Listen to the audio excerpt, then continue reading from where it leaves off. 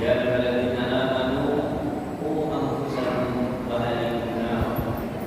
Wahai orang-orang yang beriman, jagalah dirimu dan keluargamu dari api neraka. Bapak Ibu hadirin dirahmati Allah SWT, saya akan mencoba bagaimana kita mencoba melaksanakan ayat ini di dalam kehidupan kita. Saya akan mencoba untuk melihat dari sudut pandang yang pertama dari sisi keagamaan kita, keislaman kita. Yang kedua, kami coba untuk melihat memandang dari kehidupan ekonomi kita.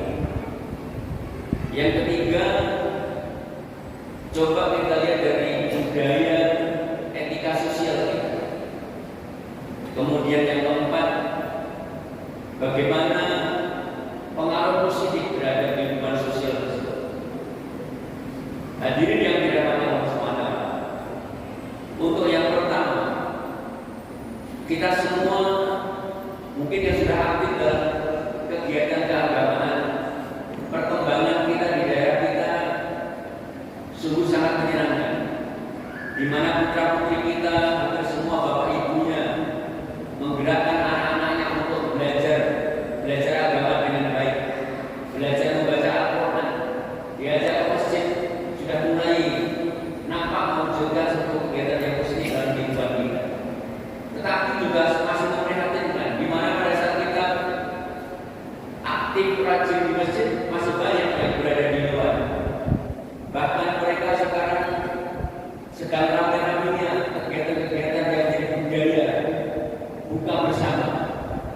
Buka bersama mereka ada di kafe-kafe, dan kemudian pada saat sholat maghrib azan dikumandangkan, mereka masih asik berada di sana. Itu menjadi keprihatinan kita dalam kita membangun keagamaan, di mana di satu sisi kita mulai membangun dengan sebaik-baiknya, tapi di sisi lain ada fenomena seperti itu. Itu menjadi keprihatinan kita. Padahal di masjid-masjid di Solo sudah banyak mengadakan buka bersama di sini. Kenapa fenomena itu tidak tarik ke masjid ini agar supaya terjadi interaksi di dalam masjid dan pelaksanaan ibadah tetap dilaksanakan di masjid? Kenapa kita membiarkan mereka berada di sana? Ini menjadi PR kita, Bapak Ibu hadirin yang dirahmati Allah SWT. Kalau kita seperti kita biasakan, kita justru akan tertarik keluar dan justru kita akan kehilangan jamaah kita. Maka kegiatan-kegiatan seperti itu, bagaimana caranya? Kita punya PR besar untuk menarik mereka dalam kehidupan agama kita di sini. Di satu sisi kita akan memberikan pendidikan. Pemerintah akan membantu bagaimana juga ikut menghidupkan kehidupan agama itu dengan baik. Pemerintah membantu secara fisik pembangunan masjid, secara moral juga, secara non fisik juga banyak dibantu untuk keluarga kita, anak-anak kita, anak sekolah diajarkan dengan sebaik-baiknya. Itu sudah kerjasama cukup bagus. Tapi di sisi lain masih ada kegiatan-kegiatan yang sering justru mengurangi kegiatan positif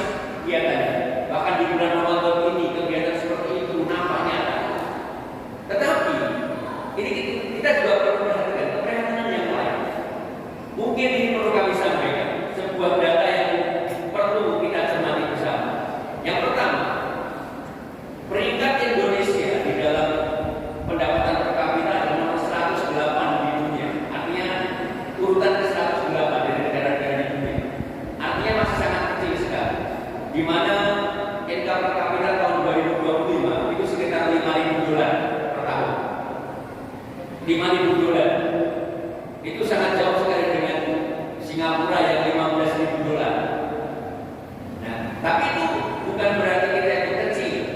Kita sebenarnya sangat besar karena kita penduduknya yang sangat banyak, maka mendapatkan income per kapitanya menjadi sangat kecil. Tapi itu juga menunjukkan apakah rata-rata itu memang ada dengan kurva normal atau justru kurva yang ada di sisi orang kaya lebih banyak atau sedikit orang kaya yang penghasilannya besar atau orang miskinnya banyak. Nah, ini menjadi permasalahan bagi kita. Nah, apa yang perlu kami sampaikan? Salah satu yang menjadi permasalahan nomor 2 ini yaitu data PPATK. Data PPATK perlu kita cermati bersama. Ternyata Indonesia itu menjadi negara pengikut judi online terbesar di dunia. Ini jadi perhatian agama kita. Menjadi peserta judi online terbesar di dunia. Dan transaksinya juga tidak main-main. Sekitar tahun 2024 itu ada sekitar 500 triliun transaksi masuk ke dalam judi online tersebut. Kita bayangkan 500 triliun. Dan bisa dibayangkan lagi. Kita lihat datanya. Dari sekitar 4 juta orang pelaku judi online, 2% sekitar 80.000. Bisa dibayangkan nggak? Itu anak berusia di bawah 10 tahun. Anak usia di bawah 10 tahun sudah terlibat judi online. Kemudian yang kedua, usia antara 10 sampai 20 tahun itu sekitar 11%. Anak pelajar berarti. Kemudian yang ketiga, antara 21 sampai 30 tahun itu ada 13%. Dan yang terbanyak 40% adalah usia 31 sampai 50 tahun.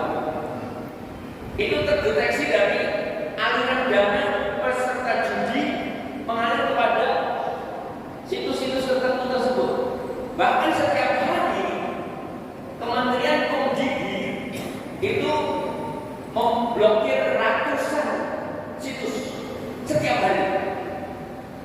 Bayangkan, sekarang diblokir besok muncul dengan nama yang lain. Sekarang diblokir besok muncul dengan nama yang lain. Setiap hari, saat orang-orang Komdigi menyatakan kecapean memblokir situs-situs judi online tersebut. Ini memprihatinkan kita. Nah, kita tidak akan bisa hidup seperti itu. Yang perlu kita pahami adalah bahwa kita jaga keluarga kita, saudara-saudara kita, anak-anak kita.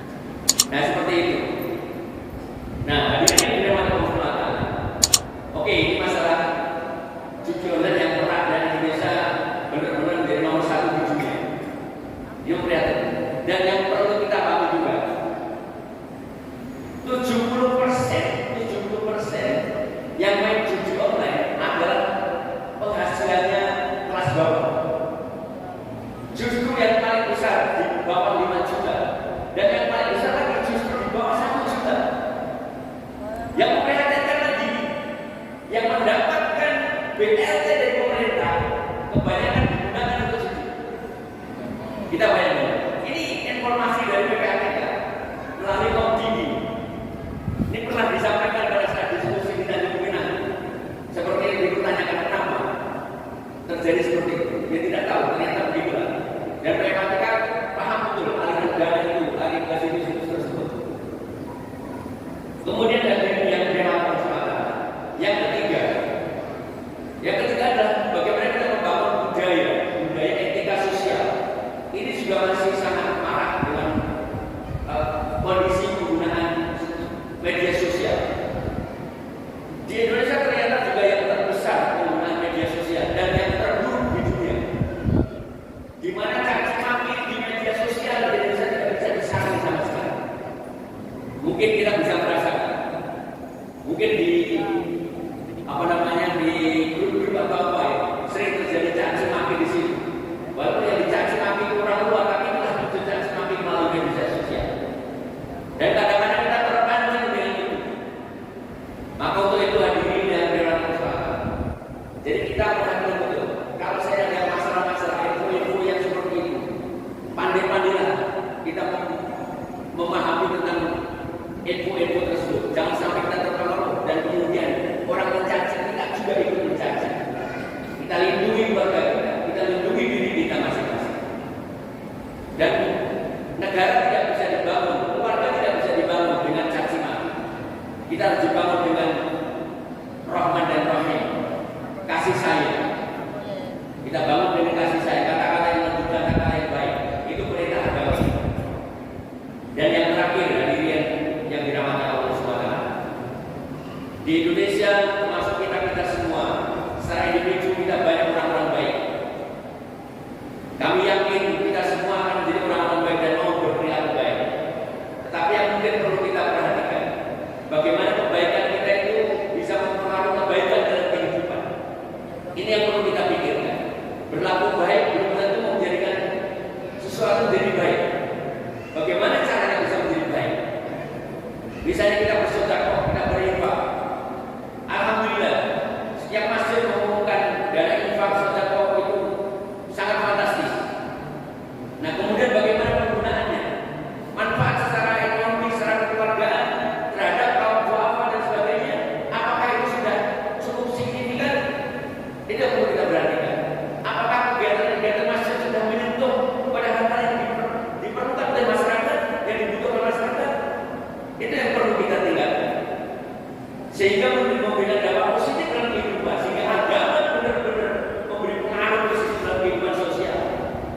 Banyak orang baik tetapi tidak bisa semua membuat kebaikan. Berlaku baik hanya bersifat individu. Banyak orang sholat, rajin sholat di sini, tapi bagaimana mengajak orang lain sholat itu menjadi permasalahan. Bagaimana mengajak keluarga kita sholat itu menjadi permasalahan. Secara individu kita bisa tekun, bisa baik.